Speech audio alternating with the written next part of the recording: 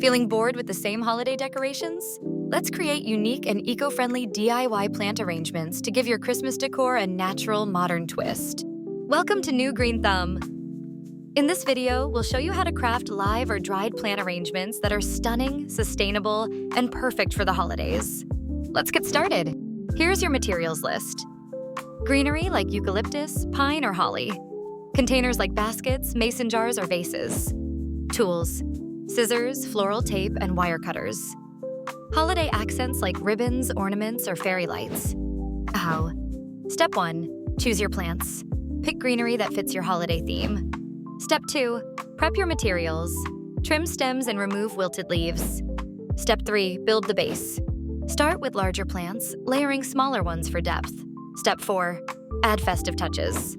Use ribbons, ornaments, or lights for a holiday feel. Step 5. Secure everything with floral tape or wire. Watch as this simple arrangement comes to life with greenery, holly berries, pine cones, and lights. Choose hardy plants to keep arrangements fresh longer. If plants wilt, replace stems and resecure. Ensure the arrangement is balanced for a professional look. And there you have it. A festive, eco-friendly plant arrangement perfect for the holidays. Ready to create your own?